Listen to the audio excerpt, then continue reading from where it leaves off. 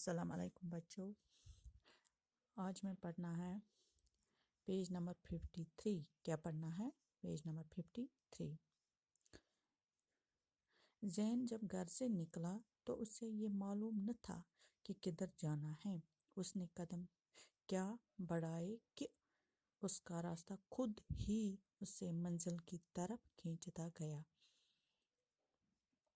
وہ اپنے شہر سے بہت دور جا کر ایک فیکٹری میں ملازم ہو گیا اور اپنی انتھک محنت کے ذریعے ترقی کرتا ہوا 10 برس کے اندر ہی فیکٹریوں کے ایک طویل سلسلے کا جنرل مینیجر بن گیا.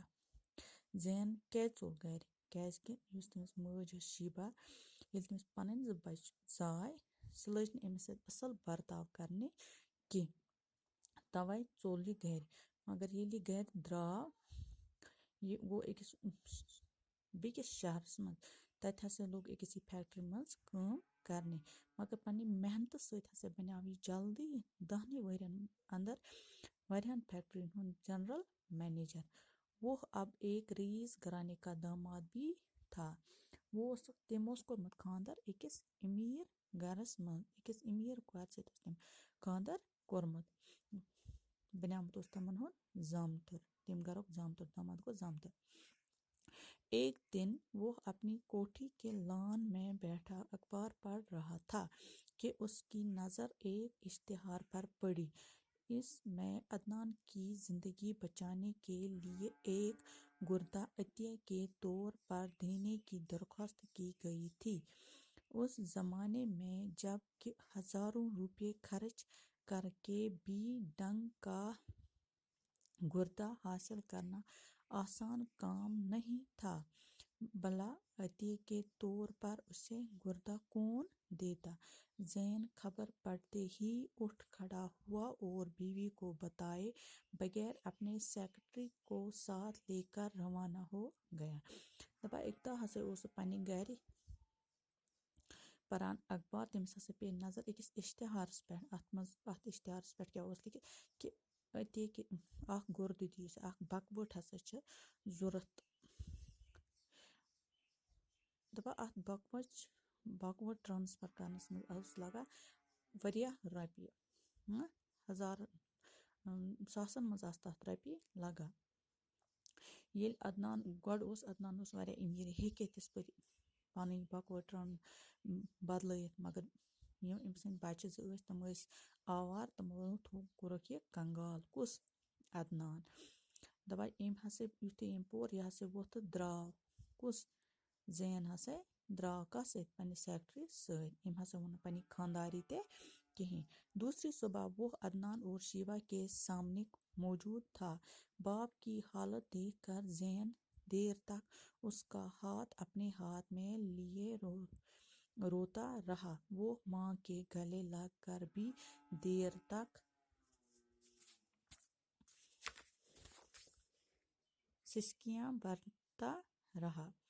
گوٚو یہِ کس نِش؟ پننِس مٲلِس ماجہِ نِش. یِمو یہِ روٚچھمُت اوس. یِم ٲسۍ نہٕ أمِس پنٕنۍ مول موج کینٛہہ، مگر یِمو اوسُکھ یہِ منگتہٕ نیوٗمُت. یِم ٲسۍ أمِس واریاہ زیادٕ رچھا. سسکیاں گوٚو رونا. واریاہ لوگ یہِ برسنہِ پننہِ ماجہِ ہٕنٛز کۄچھِ منٛز. یہ وہی لوگ تھے جنہوں نے اسے اس زمانے میں وہ سب کچھ دیا تھا جو اسے اس وقت کوئی دینے والا نہ تھا. دپان یِم ہسا ٲسۍ تِمے لوٗکھ، تِمے نفر یِم ٲسۍ تتھ زمانس منٛز سورُے کینٛہہ دِتُکھ یہِ نہٕ تٔمِس کٕہٕنۍ ہیٚکہِ دِتھ. کیٛازِ ہٮ۪کہانس نہٕ دِتھ؟ کیٛازِ کہِ زینس اوس پنُن مول موٚمُت. انہوں نے اس کے لیے کیا کچھ نہیں کیا تھا. پرانی یادوں نے اسے نڈال کر دیا. وہ 2 شخصیتیں جنہیں وہ ہمیشہ پوجتا رہا تھا اب محض ہڈیوں کے ڈھانچوں کی شکل اختیار کر چکی تھیں. کچھ دیر بعد اس نے خود کو سنبھالا، پھر ڈاکٹروں سے مشورہ کرنے نکل پڑا. دوسرے دن عدنان کا آپریشن کر دیا گیا. زین نے اپنا ایک گردہ باپ کی نذر کر کے اس کی جان بچائی. وہ چاہتا تو دولت کے بل بوتے پر ایک گردہ کسی سے حاصل کر سکتا تھا، لیکن ایک تو عدنان کی حالت اس قدر خراب ہو چکی تھی کہ ایک دن کا انتظار کرنا بھی خطرے سے خالی نہ تھا، اور دوسرے وہ اس سعادت کو ہاتھ سے جانے نہیں دیتا تھا۔